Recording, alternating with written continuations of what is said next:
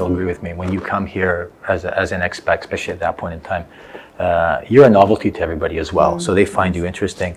I'll be honest, my first couple years, the first 6 months, the most difficult part was the language. Even though I grew up speaking Croatian, when you get into a business environment speaking Croatian, it's a little bit different, right? And I remember the first meeting, I think it was at Inker, whatever. I also one of our first clients, and sitting there and thinking, okay, here we go. We're talking about production process, and the ladies running the accounting start, and I look and I go, oh my God, I can't say anything right now. I just looked and nodded and smiled, and then luckily they were actually very kind and helped me through this. We learned a lot from our clients. Yeah. I mean, even I who understood Croatian much better probably than Johnny. I mean, I went to school here for 3 years when I was young. I was born in Croatia.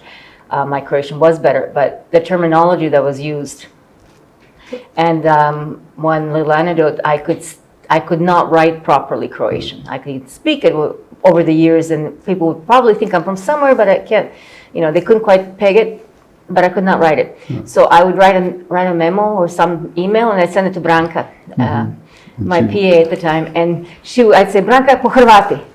And she'd laugh, and then she'd do all the pade, she'd put the H where it should be, bih, ne bih, and all this stuff, and I thought, my God, I'm never going to get it right. So, but we had we knew enough. At the end of the day, we knew enough to get by. Albert, you must have, it's very interesting for you because, you're a Swiss banking partner coming in, and English, of course, is normal for you, but you were speaking Croatian as well. I was speaking some Croatian because my wife was from Croatia, and I spent a lot of time on vacation here. Yeah. And I spoke some Croatian, and I read papers and so. But in the business environment, of course, I had no clue about the proper, especially Zagrebački, formal Croatian speaking.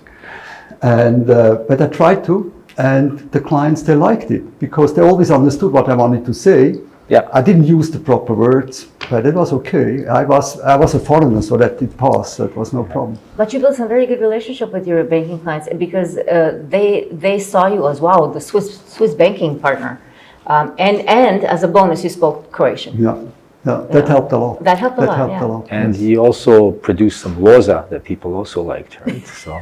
Some loza, yes, of course. This is very important. More on the private side. Albert used to say that he was a victim of tourism. He said, how did you end up here, Albert? Oh, žrtva turizma. No. Yeah. Because at the time, that was a lot about žrtve and all about the victims of war and everything. And I was a victim of tourism, so I was a victim too. I'm sure you weren't the only one, but but we're happy that you were. Actually, this is the benefit to all of us. Actually, that you were. That's the language side was something I think that after a while we got past it, and I do recall having a feeling of, okay, I'm just going to say speak openly, and it doesn't matter that it's wrong or right, because people accept it, and you can have those who could make fun of it, but you have thick skin, you get past that, and you move forward. You want to be professional and get things done, right? So, and of course, as you said, Tanya, the other overriding factor was the globalization going on, where then English speaking was actually quite important. Yes. And the companies modernized as well. I mean, they brought in new people, young people, and a lot of people that had gone out to be educated abroad came back. So they started to populate the positions in the companies.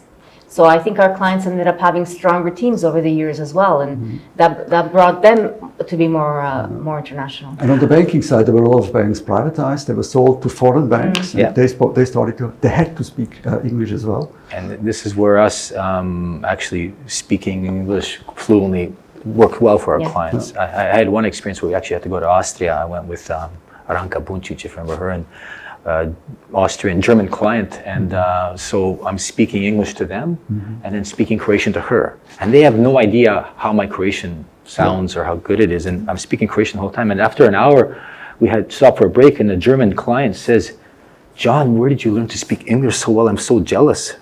And I told him, I go, "I'm actually from Canada." He goes, "Oh, I feel so much better now."